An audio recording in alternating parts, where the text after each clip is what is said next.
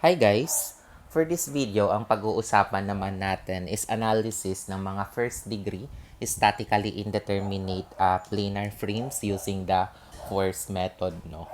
So for this one, ang magiging logic lang naman nito is parehas lang naman class doon sa beams. Okay, no? So ang magiging compatibility equation natin is this one, delta 1 plus P delta P is equal to 0, no? However, ito, ginagamit natin to kung ang redundant natin is a forced reaction, no? Kung sakali man na meron kang redundant na moment reaction, yun yung ginawa mong redundant, imbis na delta, gawin mo lang siyang theta, no? So, theta 1 plus m theta m is equal to 0. So, magkamukha lang naman siya, class, no?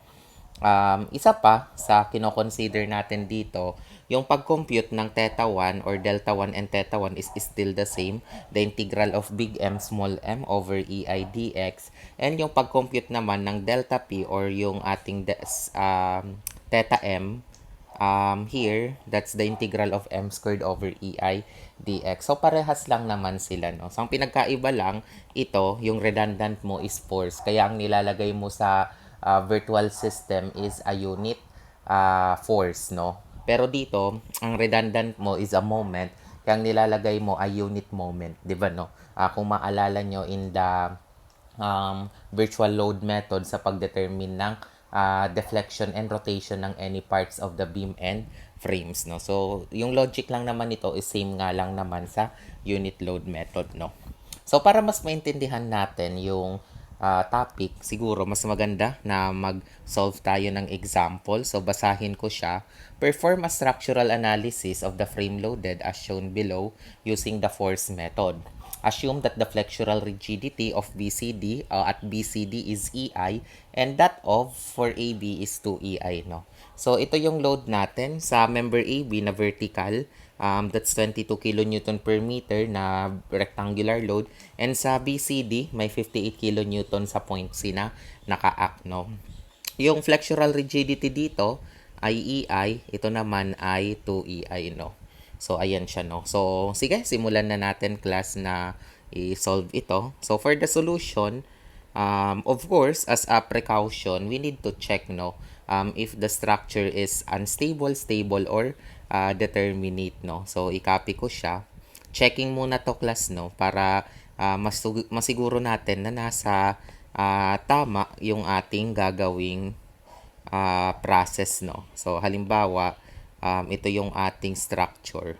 So, alam naman natin na ang fixed support, meron niyang tatlong reaction. Ang fixed connection, meron siyang tatlong reaction. And ang roller support, meron siyang isang reaction, no? So, pag kinuha mo yung total, meron tayong 7 reaction. And this time, yung members natin ay dalawa. So, that is the AB and that's the BCD. So, dalawa siya, no? And take note sa frames, iba naman yung formula nito, no? Ng pag-determine ng stability and determinacy. Di ba pag frames, that is R blank ng 3M, no? Again, no, this is for planar frames. So, ang mangyayari, pag nilagay natin yan, 7 blank, 3 times 2, so 7. Ito naman 6, so obviously that's greater, no? And therefore, we can conclude na ito ay indeterminate, no? And the degree of indeterminacy is simply the difference of the two, 7 minus 6, and that's first degree. Excuse me, no? So, ibig sabihin, class, tama naman that the structure is statically indeterminate to the first degree. And pag sinabing first degree, it means meron siyang isang redundant, no? So, ayan, no? So, now, same with trusses and frame, ang magiging next step is gagawin nating determinate ito temporarily. So, make the frame temporarily. Tapusin ko lang yung pagsulat dito, no? Determinate by removing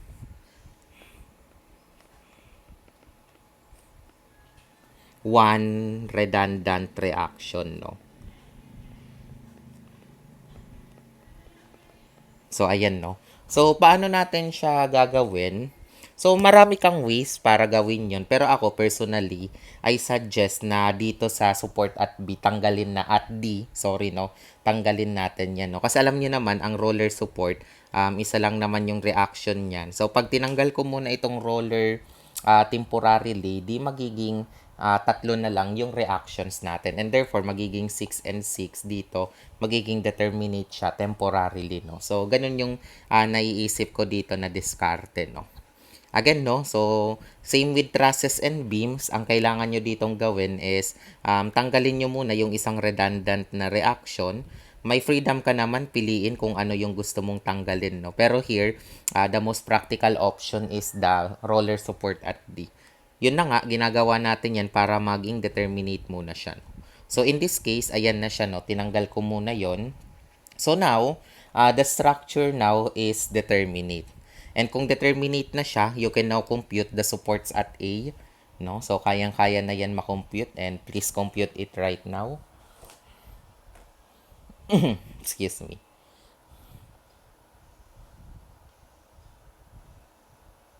Sige, no? Paki-compute na siya. So, tatlo yung reactions dyan, of course, no? So, yung AX, tapos yung AY, and finally, yung moment at A. So, ayan, no? So, you can pause this video if you want to compute it. But if you are excited to know the answer, so just continue playing it, no? So, yung mga gustong mag-solve on their own, sige, paki-pause na muna. Then you play it when you already solve it. So, I assume na tapos na kayong mag-solve ng reaction, no? And ang nahanap nyo dito, yung AX ay 66 kilonewton, yung AY is 58 kilonewton, while the moment at A is 215 kilonewton meter. So, these are now the reactions, no, of the beam. So, yung next na gagawin natin dito, class, is i-derive natin yung moment function ng beam natin. And here, for every part, magkakaroon yan ng moment function. So, starting with AB, so ang kagandahan naman, yung AB, it is loaded with 22 kilonewton meter throughout the span. So, the entire member AB can be expressed by a single moment function. However, itong BCD, as you can see, may concentrated load dito. So, ibig sabihin, that's a cause of discontinuity. So, ang mangyayari, magkakaroon ng moment function sa CD and magkakaroon din ng moment function sa BC. No? So, sa BCD, dalawa siya. So, yung manner ng pag-derive ng moment function, diskarte na lang yon. Pero ako, personally, ganito ang gagawin ko. Sa BCD, ang cut ko is facing to the right. So, ito yung para sa CD. Ito naman yung para sa BC. Then, dito naman kay AB, I suggest pag ganito yung cut ko, no? Ayan, no? So, diskarte na lang yan, no? Natin, no? So, first, para mas clear, i-consider natin yung AB. Ayan, no? Consider yung entire AB. So, magi-start yan sa A, then diretso siya. So, ibig sabihin, class, ito yung iseset natin na X, no? Pataas yung pag-set natin kasi nga from A to B, no? And as you can see, from A to B, since the total length of this one is 3 meter, kaya dapat ngayon pa lang iset na natin yung kanyang limit, no? Na 0 to 3. So, obvious naman siya. So, now, pag kinat natin yan, kailangan kasi natin, no, i-derive yung moment function, no? So, ito na yung ating structure. So, this is 22 kilonewton per meter. Ito yung X na sinet natin. Then, syempre, nandito yung A. Tawagin ko tas point X. Yung reaction, lagay natin. AY is 58. AX is 66. And yung moment at A ay 215, no? So, ayan na siya.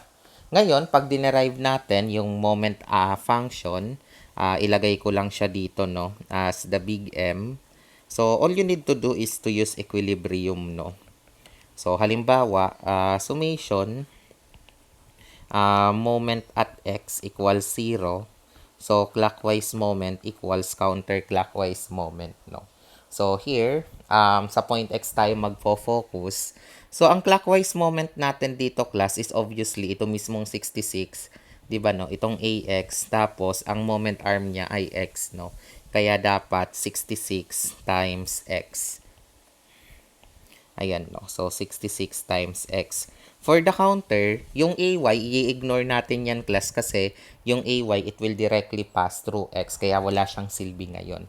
So, yung counter first is the moment reaction mismo na 215. So, as you can see. Tapos, yung mismong, ano natin, no? Rectangular load, no? Ito, so, yung rectangular load, plus 22 times x, obviously, no? Kasi 'di ba, 22 times x 'yan. Then the center of gravity is here and that is x over 2.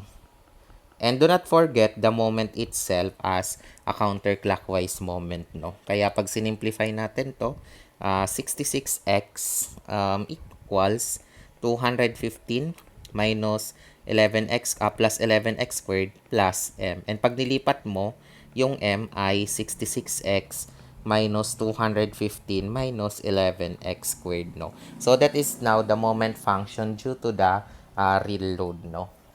So, yung next na i-consider natin, class, dito naman tayo sa BCD. So, yung BCD, syempre, isa siyang span.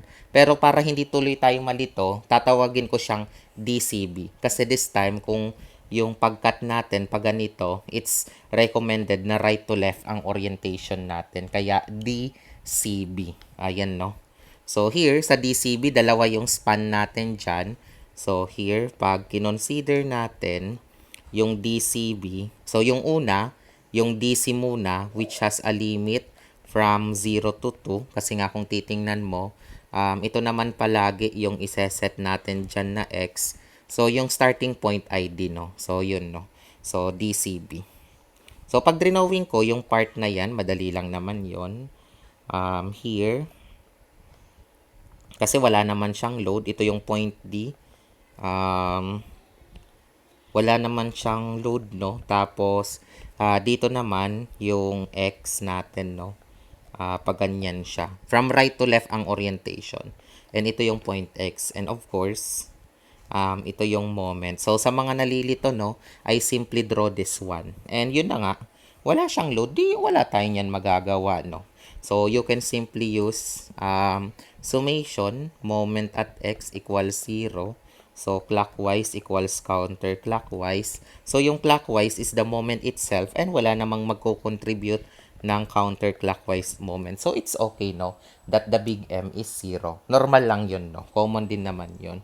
So, finally, para matapos na ito, i-consider natin yung CB. But this time, class, ito yung CB natin, no? Ito. Siguro palitan ko yung mga lettering, no? So, again, this is DC. And ito naman, CB. So, sa CB, ito rin naman yung iseset mo na X. Pero class, ang CB is just part of the larger DCB. Kaya kung sa limit, kung yung DC from 0 to 2, dahil 2 meters siya, dapat yung CB, ang limit is from 2 to 4. So, dapat wag nyo yan kalimutan, no? So, dapat ang limit niya ay 2 to 4. Ayan. So now, yung CB, no, ito yung i-drawing natin, no, this time. So, sige. Let's do it now.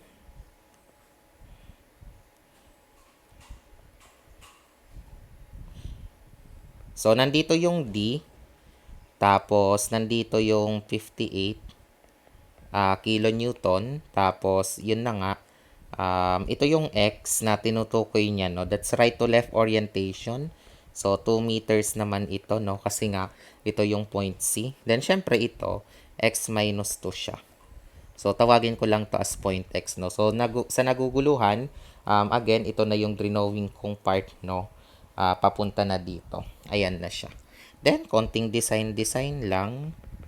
Then, syempre, ilagay nyo ulit yung moment function, no? So, yung big M, no? Basta, consistent ka lang dyan, no? So, dito clockwise ang pinili ko. Sige, derive natin siya. So, obviously, summation, moment at X equals 0. So, clockwise moment equals counterclockwise moment, no? So, ang kalalabasan, yung clockwise moment natin is the moment itself. And yung counter, actually, dalawa ang clockwise. 'Di ba, no? Even the 58 na x minus 2, that is a clockwise moment, no? So, that is equal to 0. Kaya, ang moment natin dito ay negative 58 times the quantity x minus 2. So, that is now the moment function here, no? So, ayan, no? Na-derive na natin yung mga moment functions in AB kasi isa lang. Tapos, yung DBC, dalawa. Ito yung para sa DC, yung m is equal to 0. And ito naman para sa CB, yung m equals negative 58 times x minus 2. So, yun na, no? Yung real system natin, class, no? So, this time, pagkatapos nyo sa real system, alam nyo naman na ang next na gagawin natin, i-consider nyo yung virtual system, no? So, pag kinonsider natin yung virtual system, so, ang kalalabasan, ito, i-copy ulit natin. Pero this time, pagdating kasi class sa virtual system, nire-remove nyo na yung lahat ng real loads, no? Yun naman yung rule natin dyan, no? So, for example, I will erase now the 58. Ayan, no? Then, yun. The only one that I will remain is the dimension.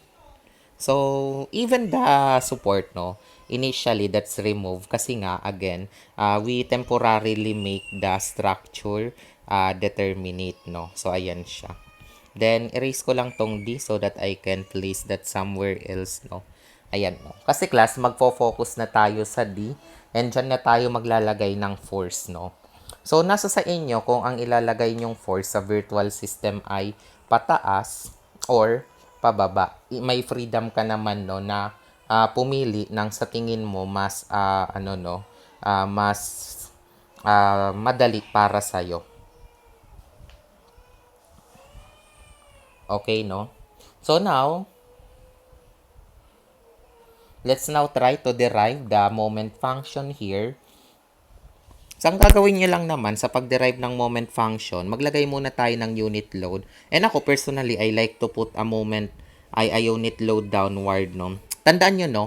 Vertical force yan kasi, syempre, alam nyo naman na yung roller support, vertical naman talaga yung reaction niya, no? So, ganun dapat, no? Kung yung redundant ay vertical force, dapat yung unit load ay vertical force. Yun lang naman yung logic nito, class, no? Anyway, yun lang naman sa virtual system. So, of course, this is still determinate. So, pakisolve na lang yung lahat ng reactions dito. So, halimbawa, yung AY, obviously, kasi 1. Yung AX, obviously, that's 0. Kasi nga, di ba, wala namang horizontal force. Pero yung moment at A, obviously, that's 4, no? Pero, syempre, again, you can pause it if you are not convinced sa mga na-compute kong reaction mentally and you want to try on your own kung paano siya, no? So, yung next na gagawin natin dito, class, dahil alam na natin yung support reaction, assuming na naniniwala na kayo sa na-compute ko, is i-derive natin yung small m. So, here, may cut ulit tayo na gagawin. Halimbawa, para ito sa AB. Pero this time, yung DCB, as you can see, no, yung DCB, isahan na lang dapat siyang function kasi wala naman ng concentrated load within the span because the concentrated load is already placed in the end, no. So, kahit dito na lang siya, no, DCB. And notice the consistency of cut, no. Pag sa real system, kung papansinin mo, ito nakaharap to sa A, kaya dapat A to B. Ito naman, nakaharap sila sa D, kaya ang nangyari dito C to B. So, ganun din dito sa virtual system. Dapat consistent ka. Nakaharap din dapat ito sa A to B. Kaya ito yung magiging reference X niyan, no? Tapos, kay DCB, nakaharap din siya sa D kasi yung D yung kinonsider natin na starting point. Kaya ayan yung reference X niya. So, ganun dapat, no? So, now, ang gagawin ko, consider AB. So, yung AB, of course, may limit ulit siya na 0 to 3 as you can see here, no?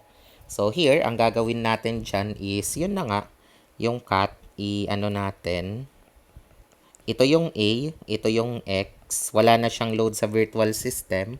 So yung mga reaction, AY is 1, AX is 0, tapos moment at A is 4. On the other hand, para walang lituhan class, kung kanina sa real system, inassume mo ditong counterclockwise yung big M, dapat pagdating sa virtual system, i-assume mo din siyang counterclockwise. So, it's just a matter of consistency. Yun lang naman yun, no?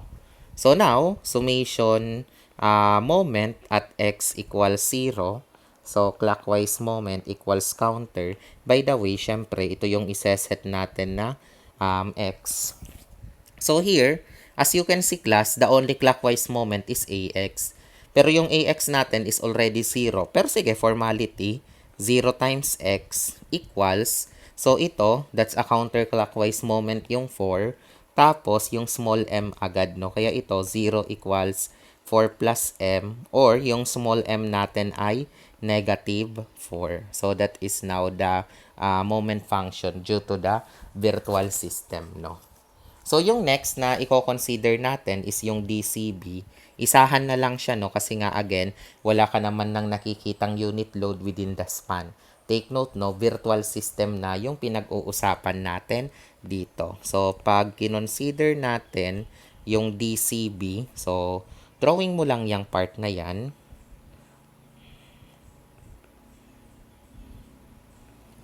So, ito yung, dito ko ilagay yung D.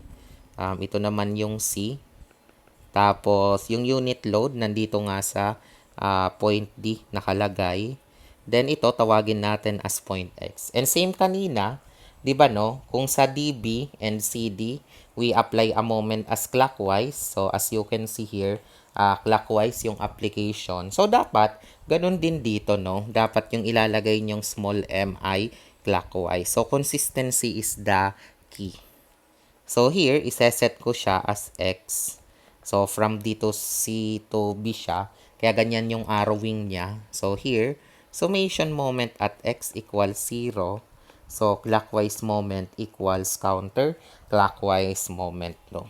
So, pag sinimplify natin to, syempre, the clockwise is M itself plus yung mismong unit load class with respect sa point X, that's a clockwise moment. Kaya 1 times X equals 0. So, here, M plus X equals 0, or the moment function this time is negative X. So, that is now the value of small m. So, ayan, no?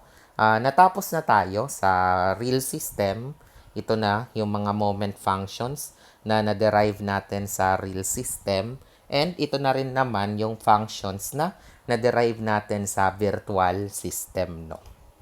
So, I do hope that's clear, no? Kasi nga, di ba, tagtad na tagtad talaga dito ng statics simply to derive the real and virtual systems, no? So, now, assuming na goods na tayo dyan, no? So, same with beam, I like to use a tabular solution here.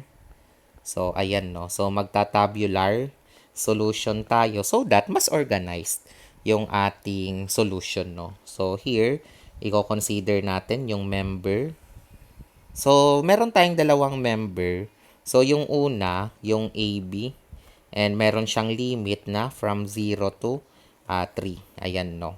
Pero, yung sumunod, meron tayong DCB, no? I like to call that as DCB class, no? Hindi BCD. Kasi, ang point ko, yung ating pag-derive is nagsimula sa D, going to C, going to B. Kaya I call that DCB, hindi BCD. Although, that's just a nomenclature, no? So, DCB. Pero, under DCB class, meron tayong dalawang subpart dito.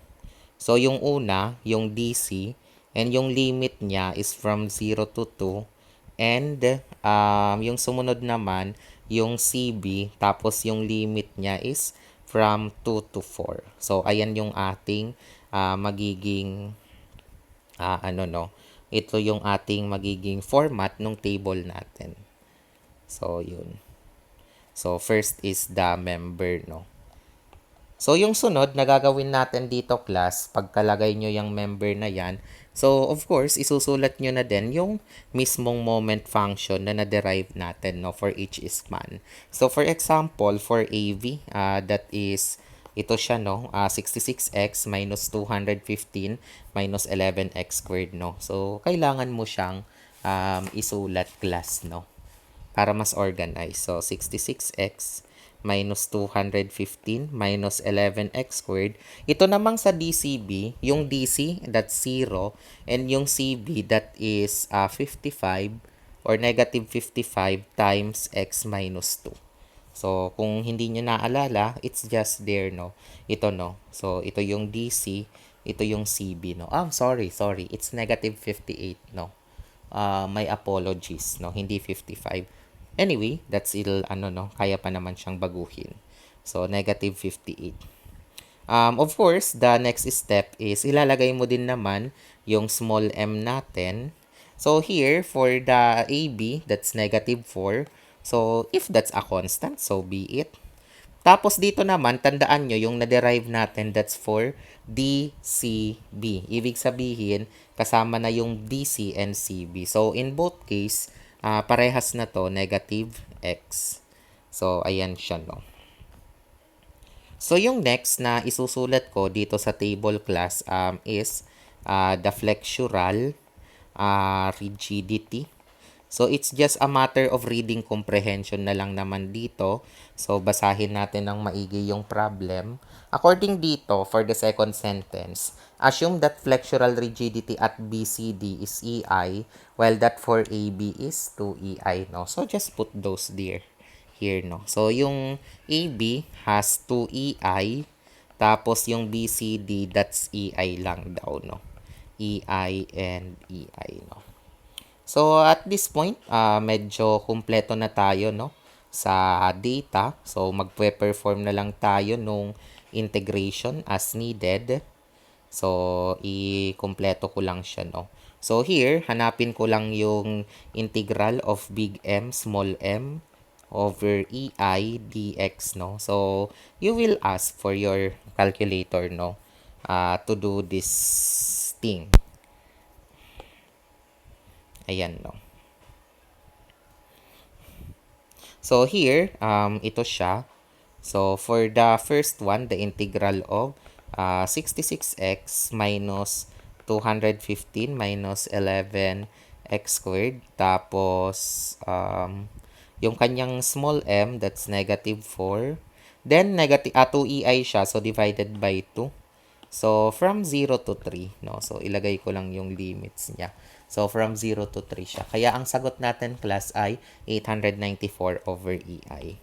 So, 894 over EI. So, for the next two naman, ito siya, integral ulit ng, ito nga, obviously, 0 na to eh. Pero sige, patunayan natin, 0 tapos negative x. Tapos, this time naman, over EI over 1. The limit is from 0 to 2. Although, I am confident that it is 0. So, tama naman yung hula ko. Then, finally, ito namang last, the integral of, i-clear ko nga, no? The integral of negative 58, negative 58 x minus 2. Tapos, multiply natin siya ng negative x. Ayan siya, no? Then, divided by 1. Tapos, ito naman, from 2 to 4. Those will be the limits. So, ang sagot dito, 386.667. So, 386.6667 over EI. So, ayan. Nasulat na natin yung integral nito, no? Then, the last part is, of course, the integral of m squared over EI dx. So, here, pag kinompute nyo yung nasa AB, so it's literally the integral of negative 4 squared. Ayan siya, no? Negative 4 squared over 2, kasi 2EI, from 0 to 3. So, ang sagot is 24 over EI siya, no? So, 24 over EI. Then, dito naman, for case of DC, yung small m niya is just negative x. So here, negative x na naka-squared over 1. Then the limit is from 0 to 2, press equal sign. So here, 2.6667 over EI. And yung final naman, yung small m niya pa rin is still negative x. Pero yung limit niya lang is from 2 to 4. No? So yun, palitan lang natin from 2 to 4. Then press equal sign. So ito naman, 18.6667. So, ito na siya. So, finally, ang magiging last step na lang natin dito, ayan na, no, na-compute na natin yung dalawa. So, here, ang magiging delta 1, tandaan nyo, is literally the sum of this one. Kaya, 894 plus 386.6667. Kaya, ang sagot ay 1,280.6667 over EI. Dito naman, sa pangalawa, yung magiging delta P, i-add mo siya. 24 plus 2.6667 plus 18.6667. Kaya ang sagot ay 45.3334 over EI. So, meron ka ng values ng delta 1 at delta P, no? So, now, dahil na-derive na natin siya, taas ko lang to, no? Para naman at least mas tipid tayo sa space, no? Ayan.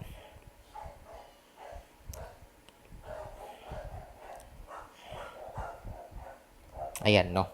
So, yung next na gagawin natin dito, class, is simply hahanapin na natin yung P using the compatibility equation. So, take note, no, the compatibility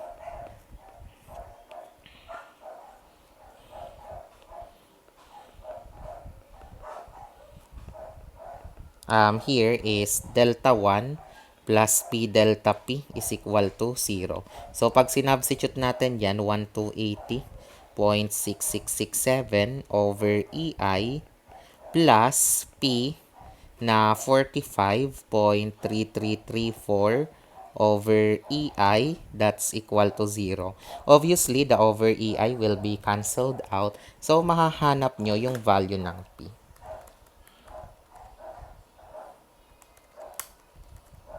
So, ang sagot dito is 28.25, no? Negative, 28.250 kilonewton, no? So, alam nyo naman na ang ibig sabihin ng negative is mali lang tayo ng inassign na direction. So, ang magiging conclusion natin dito, class, yung BY o yung DY, kasi nasa point D tayo, no?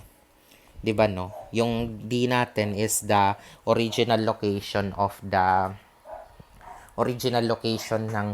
ng roller support, no, may apologies. So now, ang mangyayari, yung dy is 24.25 kilonewton pa rin siya. Lagay natin, no, 24.25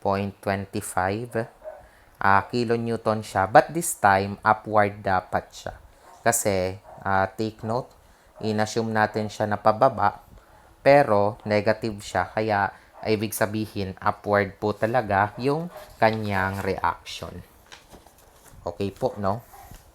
So now, at least nahanap na natin yung value ng redundant na reaction. So, kung goods na tayo doon, we will now go back to the original structure, no? So, yun na nga, return to the original structure.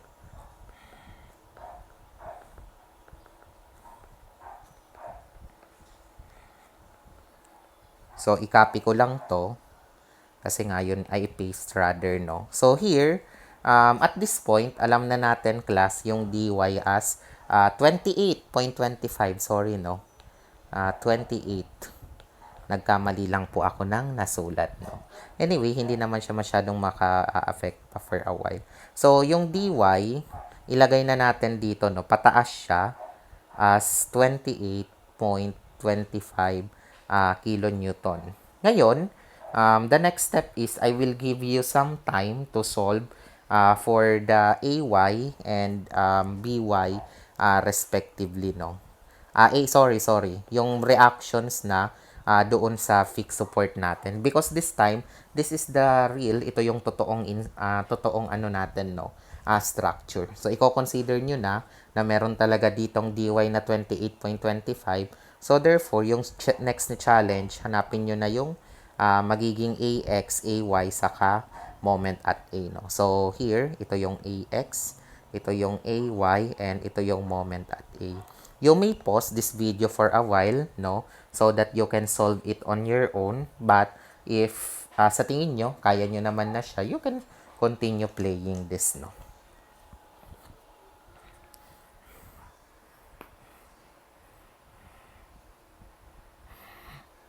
So now, I assume tapos na kayo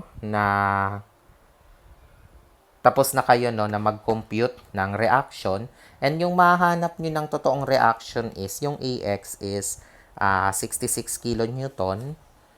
Yung AY must be 29.75 kilonewton, and yung moment at A natin is 102 kilonewton meter, no? 102 kilonewton meter, no? Ayan siya. So, ito na class yung totoong reactions natin, no? Yung AX talagang 66 kilonewton siya, yung AY dapat 29.75 kilonewton siya, and yung moment at A is talagang 102 kilonewton meter siya. Pero alam nyo naman na hindi pa dito nagtatapos yung solution natin, class, no? Because you are required still to sketch the shear and moment diagram for every part of the frame, no? Para makomplete yung ating structural analysis, no? Kasi syempre, we are still obliged to determine the reactions or the maximum shear and the maximum bending moment of this beam, no? So, sige po, no? Let's now try to solve for this one, no? Mas maganda na i-ano ko muna siya, no? I-separate page ko para naman mas buwelo tayo, no? Sa number of, or sa pag-drawing. So, ang gagawin natin dito, tandaan nyo, yung point B, that is a fixed support. So, tatanggalin ko lang to, no? Kasi they are simply guide for the dimension, no? So, ayan. For reference. Tapos, we can, we can move. Ayan, no? Di ba, no? Nagdi-disassemble tayo, no? As part of the analysis. Ang tawag natin dyan, disassembly. So, ito, no? So, ito na yung point B. Ito naman yung point B sa kabila. Ibaba ko lang siya, no? Ayan. Tapos, ito naman, i-move natin dito. Lang, guide lang siya. Then, of course, lagay na natin yung mga dimensions, no? So, dito, no? 3 meters. Ito po siya. Tapos, dito naman, 2 meters each. 2 meters and 2 meters. So, ngayon, ang gagawin natin dito, class, is hahanapin natin yung magiging reaction sa B, no? So, for example, hahanapin natin yung value ng Bx. Of course, dito rin siya, no? Magre-reflect by Newton's third law of motion, no? Diba, no? Kung Bx na pataas, ay pakanan, dito, ay pakaliwa, dapat Bx na pataas. Then, syempre, hahanapin natin yung By. So, kung pababa yan dyan, dapat dito pataas naman siya. And finally, yung magiging moment at B natin, no? So, i-assume ko ditong clockwise yung moment at B. So, dapat dito, i-assume kong counterclockwise yung moment at B. Ay, oops, mali ako. Dapat i-assume kong counterclockwise ang moment at B. So, ayan siya, class, no? So, now, I respectfully request everyone to compute for the values, no? So, equilibrium lang naman to, di ba, no? Halimbawa, dito, no, mag-summation forces, horizontal ka lang, equal 0. So, malalaman mong yung Bx is 0, no? So, ayan siya, no? Again, no, you can pause this video if you want to solve using the typical logic ng pag-solve ng frame. So, wala namang problema doon, no? Para naman at least, masanay nyo yung sarili nyo na mag-solve ng lahat ng reactions ng frame without using calculator. So, yung By naman dito, obviously, that's 29.75 kilonewton Tapos dito naman 29.75 kilonewton siya. So finally, yung moment at B, pag kinompute kasi natin yan by analysis, ang lalabas dyan ay 3 kilonewton meter. So 3 kilonewton meter and 3 kilonewton meter. So, ayan na, no? Na-solve na natin yung reaction. Then, yung magiging final step is i-drawing natin yung shear and moment diagram natin. So, i-copy ko lang. So, starting with AB. So, ito yung AB natin, no? Although ako, personally, kapag ganyan na tagilid glass, mahirap kasi yan i-drawing, no? Na nakatayo, no? So, here, i-ano ko siya, no? Mas maganda na i-rotate ko siya. So, allow me to erase that again, no? Pahigain ko na lang para mas madali yung manner ng pag-sketch ko ng shear and moment diagram.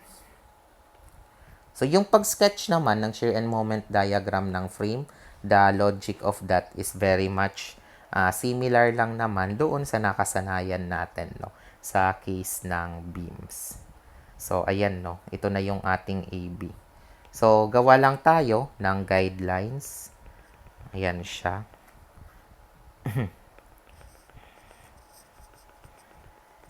So, gagawa lang tayo dito, no, ng guides.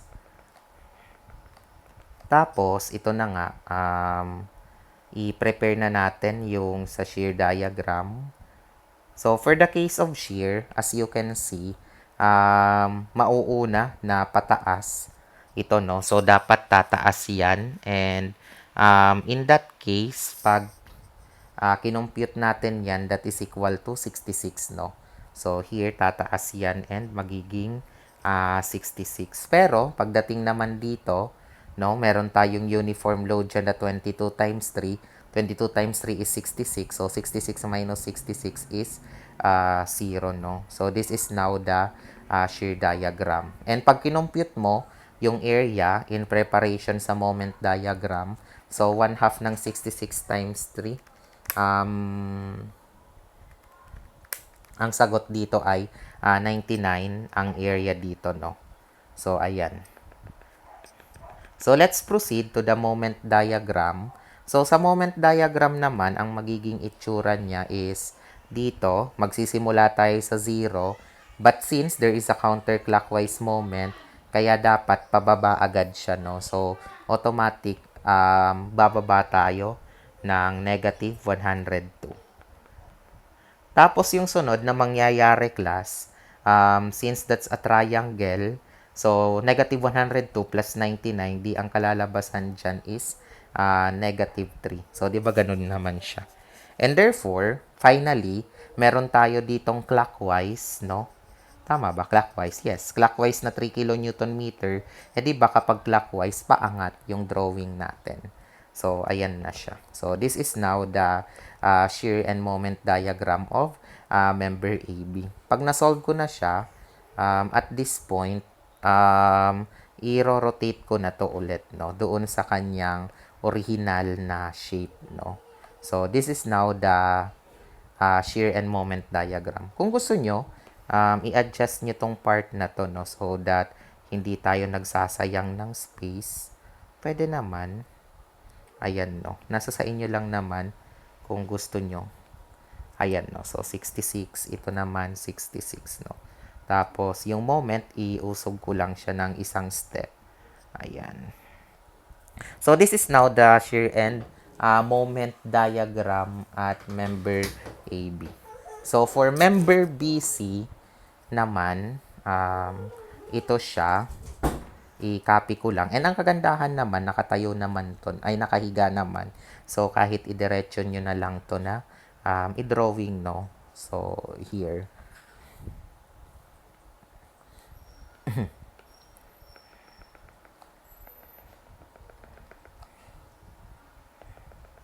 So, prepare lang natin yung diagram natin for reference.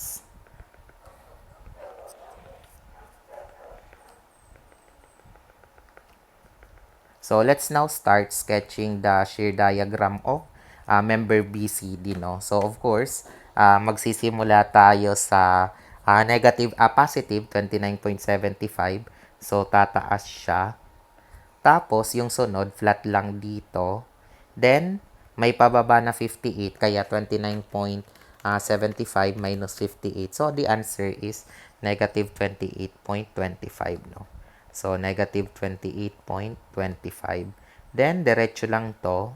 Tapos, yun na nga, sa dy may pataas na 28.25. Of course, mag-z0 siya. Then, for the purpose of determining the moment diagram, hanapin lang natin yung area ng kada rectangle. So, 29.75 times 2, ito ay 59.5. Ayan siya, no?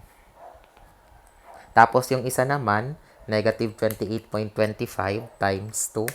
So, the answer here is negative 56.5. So, ayun. So, i-dash-dash ko lang siya. Para naman at least, may aesthetic kung baga. So, let's proceed to the moment diagram class. So, here, sa moment diagram, at this point, tandaan nyo na may counterclockwise tayo na 3 kN meter dyan. So, dapat yung moment magsisimula sa negative 3. So, ganun siya. Then, yung next na gagawin natin, since may 59.5 dito, kaya dapat negative 3 plus 59.5. So, ang lalabas ay 56.5. So, pataas lang dapat siya. So, 56.5. And, finally, kung titingnan mo, so, may negative 56.5 siya, kaya ang kalalabasan dito ay 0. So, ayun na, no. So, this is now the moment diagram of the member BCD. So, natapos na natin, no, yung pag-sketch ng shear and moment diagram of the beam, no. So, kung gusto mo, dugtungin mo yan. Halimbawa lang, kung gusto mo lang naman, no. So, halimbawa, for the shear diagram, we can do that, no. I-copy ko lang to. Tapos, i-copy ko yung sa kabila. Ano lang, finale kung baga. Ayan. Tapos, erase ko na lang to. Then, i-copy ko rin itong part na to.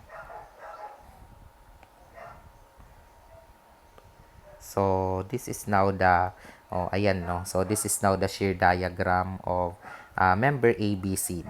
So, ito yung A, ito yung B, ito yung C, ito yung D. So, tawagin natin siyang shear diagram. So, it is the shear diagram of the entire frame. Tapos, sa moment diagram naman, pwede rin naman, i-copy ko lang tong part na to. Ayan, no. So, copy. Ayan.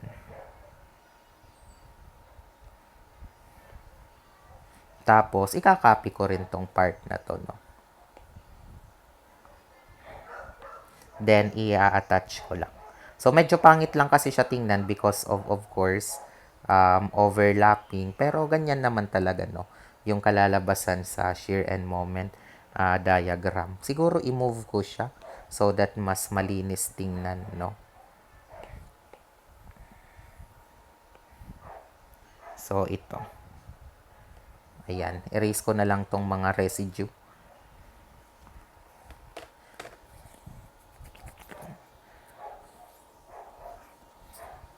So, this is now the shear and moment diagram of the entire frame, no? Of the entire indeterminate frame. So, adjust na lang. So, ito naman, no? Moment diagram. So, now, tapos na tayo, class, sa buong structural analysis ng frames natin. So, we can have a conclusion here, no? So, yung conclusion, yung mga napaka-importante. So, halimbawa, yung AX, so, lagay lang tayo, no, ng summary ng structural analysis.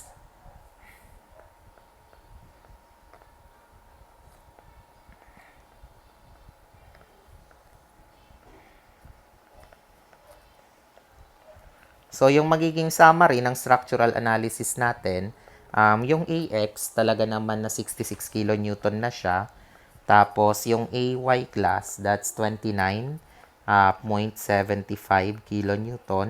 Tapos, yung moment at A is 102 kilonewton meter. And yung isang reaction, yung dy, that's 28.25 kilonewton, no? So, for AB, yung Vmax niya, o yung maximum shear, obvious naman na 66 kilonewton siya. Tapos, yung Mmax naman, so yung na-solve natin is negative 102 kilonewton meter. So, yung positive 102, okay na yan. Kasi sa frame, hindi naman na masyadong critical yung sign convention, no? So, for BCD naman, the Vmax class is 29.75 kilonewton and the Mmax here is 56.5 kilonewton meter. So, ito na class yung pinaka-summary or pinakabuod ng structural analysis nitong indeterminate frames natin. So, ayan siya, no? So, kung papansinin nyo, parehas lang naman yung logic niya doon sa mga unang topics natin, no?